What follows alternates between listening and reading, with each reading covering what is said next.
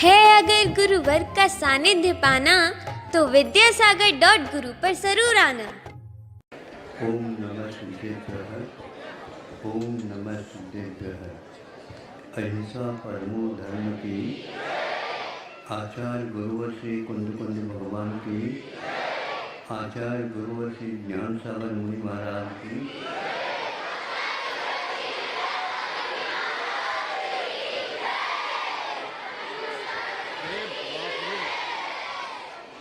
अरे कहाँ से बिल्कुल से भगवान ने आज का विशेष मांग है कि जिन अभिभावकों ने यहाँ पर प्रतिभा स्थली में अपने बच्चियों को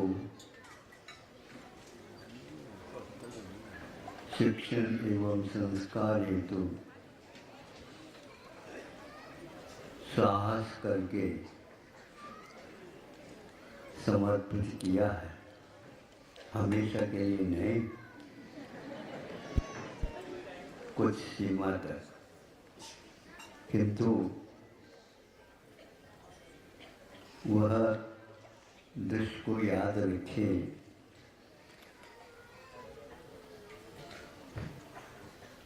आम्र वृक्ष में एक ही मौसम में आम लग जाते हैं। पहले मोर आते हैं, फिर बाद में वह आम के रूप में परिवर्तित हो जाते हैं। परिवर्तित हो करके भी वे एक साथ कभी पकते नहीं।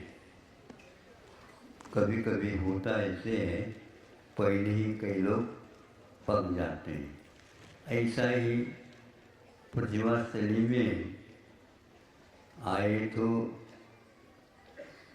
शिक्षण और संस्कार के हेतु, किंतु माता पिताओं से वे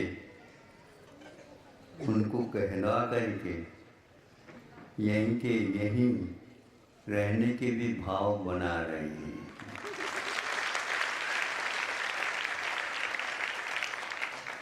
और अभिभावकों को ज्ञात हुआ कि ये बहुत कार्य अच्छा होने जा रहा है, हमारे संतान कि इस प्रकार के कार्य करने के लिए तैयार हो जाए, तो उनको भी उदारता के साथ मोह को दबा करके और जिससे ज़्यादा काम होता हो, एक नहीं दो नहीं हजारों व्यक्तियों के लिए प्रेरणा मिलती हो, वो कार्य सराहनीय योग्य होता ही है। तो ऐसा ही उन्होंने अनुमति भी प्रदान कर दी। यह कभी भी सोचा नहीं होगा कि हमारी बच्चियाँ यहीं पर प्रतिभा स्थली में पढ़ें, संस्कार पाएँ और स्वयं पढ़ाने लग जाए, शिक्षिका का काम करेंगे।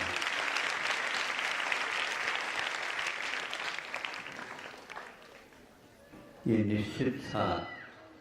पूर्व काल में बहुत पूरा ऐसा ही कार्य होता था। आज शिक्षा और चिकित्सा, इन दोनों के बारे में गंभीर समस्याएं आ गई है, लेकिन उन समस्याओं का हल भी अवश्य है। जब अति होती है तो इति होती है, और इसी प्रकार का अर्थ भी प्रारंभ हो जाता है।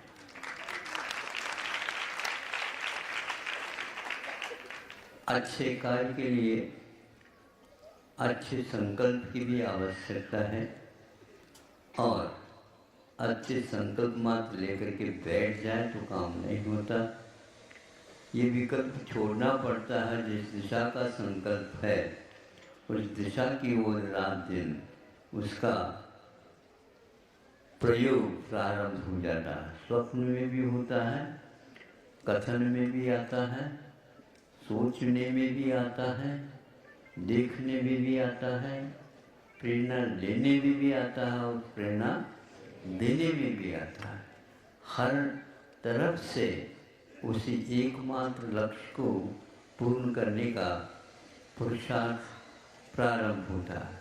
कौन क्या कह रहा है ये तो दूर की बात है, कौन क्या अपनी ओर किस दृष्टि से देख रहा है और क्या प्रचार प्रसार कर रहा है, इसका भी कोई उसे भान नहीं रहना चाहिए।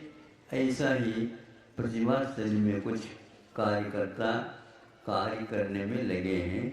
उसकी उन्नति के लिए जबलपुर ही नहीं और जहाँ जहाँ से छात्राएं आ रही हैं वहाँ वहाँ के अड़ोस पड़ोस लोग भी इसको बहुत अच्छा कदम कह रहे हैं।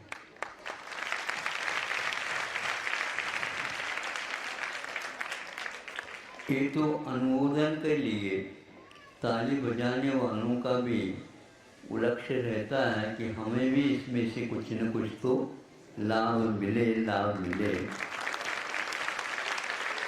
अब जहाँ कहीं से भी वो आए हैं वहाँ पर जा कर के कहेंगे और अवश्य ही इस प्रकार के कार्य की वो प्रशंसा करेंगे।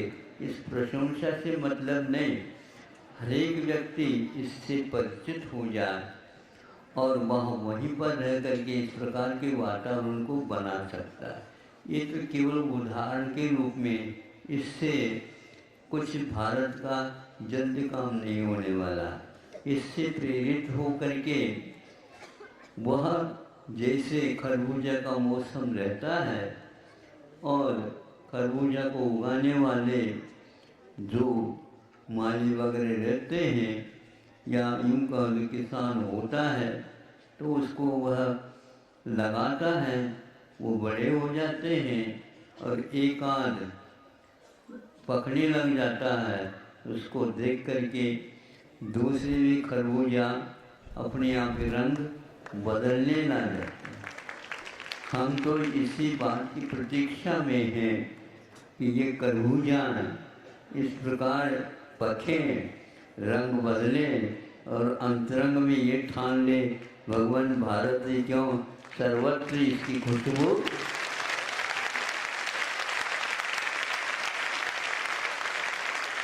गर्मी के दिनों में ही प्राय करके ये खरबूजा आते हैं और कई व्यक्तियों की प्यास को बुझाने में लू लगती है, उसको दूर करने में कारण हो जाते हैं। हम ऐसी छात्राएं जो अपने जीवन को तो संपन्न बना ही लेगी किंतु उनके अभिभावकों के भी जीवन में अच्छे श्वास लेते लेते रंग सिद्ध करते करते उनका विकास जीवन उपसंहार में पहुंच जाए और अगले भाव की भूमिका भी तैयार हो जाए। इस प्रकार जन्म गर्भ जन्म और साधना का काल तप ज्ञान अध्ययन प्रदान करते हुए मोह से मुक्ति मिलने का पांचों कल्याण ये अपने जीवन में घटित हो जाए। इस जीवन में नई सही भूमिका बन जाए, अगले जीवन में ये सब निवृत्त हो जाए, संसार से निवृत्त हो जाए। ये सद्भावना इस शिक्षा के प्रति लगी हुई है। अभिभावकों ने सोचा होगा हमारे बच्चों को जंगल में कैसे रखें। यहाँ जंगल में मंगल हो रहा है, इसको देख करके उनकी आंखों में पानी आ रहा है कि यह काम अब हमें ऐसा बार बार सोचने में आता है, हमें विलम्ब हो गया। इस प्रकार की यदि पहले से ही योजना बना लेते हमें क्या मालूम, लेकिन इस प्रकार ये खरबूजों की खुशबू बहुत दूर तक पहुँचेगी। गर्मी आ जाती है तो वह खरबूजा याद आ जाती है। ये हम लोग समय पर पहले से सोच लेते, श्रावण में सोचना प्रारंभ कर दें तब कहीं जाकर के गर्मी में वह कार्य संपन्न होता है। हर एक काम में समय भी चाहिए, लेकिन उसके बारे में हमेशा लगे रहना पड़ता है। किसान हमेशा हमेशा लगा रहता है, तब कहीं जाकर के बाजार में वह पक्व फल उपलब्ध करा पाता है। यह अब चारों तरफ इसकी मांग आ रही है। पके तो कम हैं और लू लगने वालों की संख्या बहुत है, तो कैसे करें? तो ये जो खा रहे हैं वे भावना भाएं। अब इस खाने का पूरा असर सब भारत के ऊपर ही हो जाए, ये अनहोती बात नहीं है, क्योंकि भावना भवनाशिनी है। भावों के माध्यम से ही ये परिवर्तन यदि आ रहा है, भीतर से आ रहा है, तो फिर बाहर कितनी भी वातावरण गड़बड़ भी क्यों ना हो, इसका असर पड़े बिना रहेगा नहीं।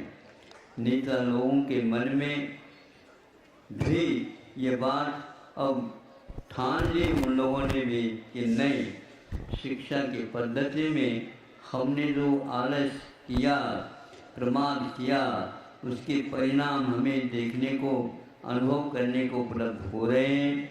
छोटे छोटे गांवों में, छोटे छोटे देशों में भी शिक्षा की प्रगति से क्या हो रहा है। और भारत जो रहा 70 वर्ष हो गए, उसमें दिनों दिन जो पूर्व की वैभवशालिनी क्षणिकाएँ थीं, वो आज वह सब समाप्त प्राय हो गए। लेकिन जड़ें जिसकी गहराई तक रहती हैं, उन वृक्षों को कोई भी उखाड़ नहीं सकता। भले ही ऊपर से वह छिन्न भिन्न हो जाए, लेकिन वर्षा के काल में अवश्य ही, अथवा गर्मी के समय में भी जो फूलने वाले होते हैं वो फूल ही जाते हैं। अब इतना ही होना है, भारत में वह मूल तो बहुत गहराई तक है। उस शिक्षा को कोई भी, उस सादगी को कोई भी, उस सात्विकता को कोई भी नष्ट भ्रष्ट नहीं कर सकता। ये बात प्रमाद से हो गई है, इसलिए कुछ प्रमाद छोड़ दे तो अपने आप ही व्यवस्थित हो जाएगा। हर एक व्यक्ति इसका अनुकरण कर ले, यही हमारा उद्देश्य है। पूरा पूरा कोई किसी हाथ से काम नहीं होते, लेकिन एक बार खड़ा हो जाता है, आवाज़ देता है, तो वो कोसों दूर तक पहुंच सकता है। पहले की यही परंपरा थी, हम आवाज़ लगाते हैं, आगे वाले भी आगे के लिए आवाज़ लगाते चले जाएं, पीछे वाले आगे तक आवाज़ पहुंचा दे। यह लाइन, यह पंक्ति, यह एक प्रकार से परंपरा वो अनादि अनिधन बन सकती है। किंतु भारतवर्ष में इसमें छिन्न विच्छिन्न होने की भी परंपरा है।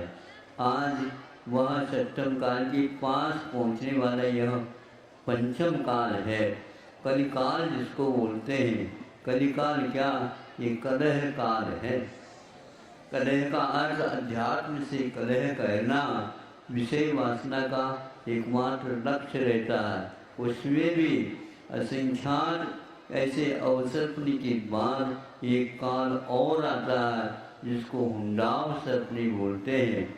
फिर भी हुंडाव सर्पणी में भी इस प्रकार के अध्यात्म की चर्चाएं नहीं, अर्चा भी की जा सकती है। ये नमूना का वातावरण आप लोग देख रहे हैं। हर जगह यही एकमात्र चर्चा हो रही है।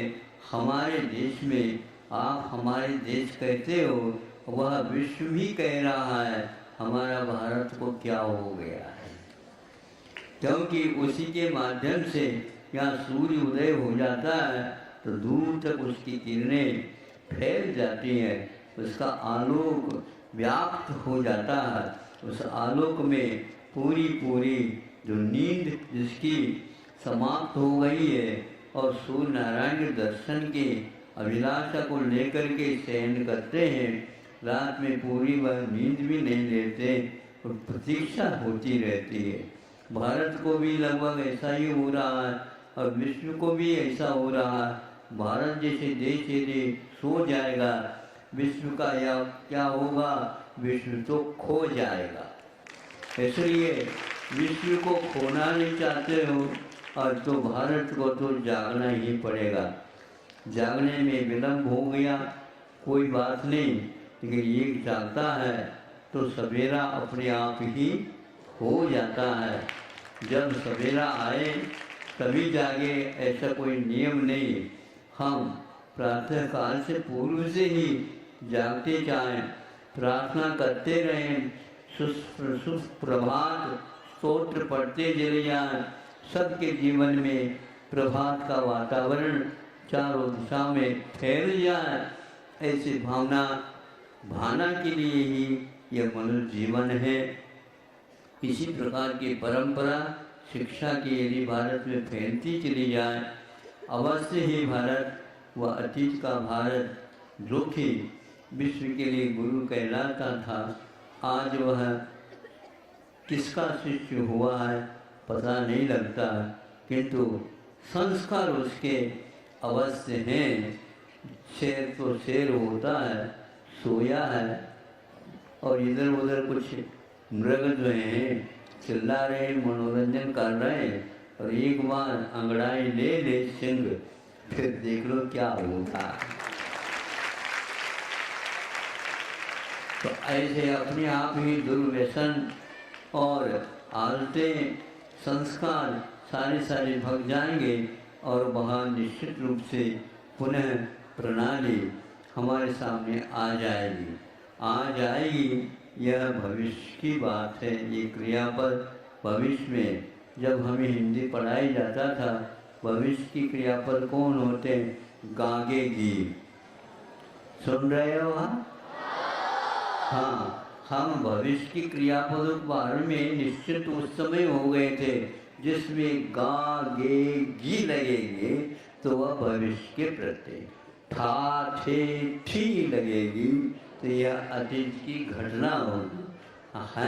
हैं हूँ, ये क्या है? वर्तमान।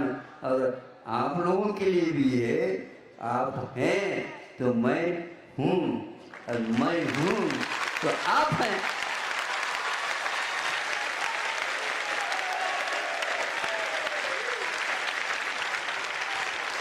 केवल 3 क्रियापद हमारे लिए पर्याप्त है। 3 काल का ज्ञान करा देते हैं। उसमें आप कहने से क्या अर्थ निकलता? अपने आप निकलता है। अब हूँ कहने से किस और शंका या अपने संकेत होता है, ये भी आप समझते हैं। छोटा लड़का भी हूँ कहता है और दादा भी हूँ कह देता है, तो उसको मुस्कान आ जाता है। और उस बच्चे के, छोटे बच्चे की मुस्कान को देख करके दादा को भी बोलो ना, आओ। इस प्रकार फूल खिलते हैं तो कलियां खिलने को होते हैं, तो अपने आप ही वो खिलने के लिए प्रयास करने लग जाते हैं। ऐसा ही कुछ यहाँ पर घटित हो रहा है। प्रभु से प्रार्थना करता हूँ कि यह दिन दुगुनी और रात चौगुनी तभी होगी जब आप सोओगे नहीं तो। हाँ, दिन दुगुनी है तो रात को चौगुनी करने के लिए दिन और रात एक करना पड़ेगा। दिन को ही रात करने वालों से हम बोलेंगे नहीं, रात को भी दिन करने वालों से हम बोलना चाहते हैं, ताकि यह कार्य हमारा जो संकल्प लिया है वह आगे बढ़ता चले जाए। एक व्यक्ति से नहीं बढ़ता, प्रत्येक व्यक्ति का कर्तव्य होता है उस ध्वजा को थामे रहें और अपने हाथ को रखते रहें और उसकी ओर हमेशा देखते रहें, लेकिन पैरों को हमेशा हमेशा संकेत देते रहें। नीचे देख करके चलते जाओ और ऊपर से उस ध्वजा की छाव के अनुसार देखते जाओ, ऊपर वह यूं लहरा रहा है। यही एकमात्र संकल्प का रूप होता है, स्वरूप होता है। हम ऐसे संकल्प के सारे धनी बने। इन भावनाओं के साथ उन अभिभावकों को कहते हैं कि ऐसे ही आप अपने अड़ोस पड़ोस में जा कर के प्रतिभाशाली के बारे में, इन प्रतिभाओं का क्या कर्तव्य है बताते रहें और उनको भी प्रेरित करते रहें। और यही एकमात्र है, ऐसा नहीं, सब जगह इस प्रकार की व्यवस्था हो सकती है। इसमें यदि आप लोग जागृत हैं हो सकती है। यदि आप लोगों ने अच्छी कसरत की है, धन का अर्जन किया है, उसमें से थोड़ा सा भी यदि भाग अंश आप देंगे तो उसका प्रतिफल निकलेगा। भारतवर्ष में पहले कभी भी गुरुकुल व्यवस्थाओं में मांगना नहीं पड़ता था, बिना मांगे होता था।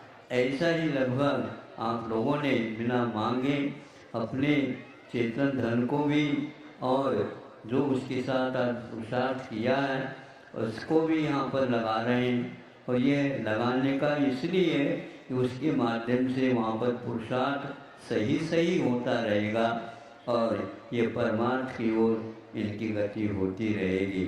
इन्हीं भावनाओं के साथ आज का यह प्रवचन आप लोगों के लिए, जो अभिभावक हैं, जो छात्राएं जा रही हो, जा नहीं रहे हैं, यहाँ से ले जा रहे हो,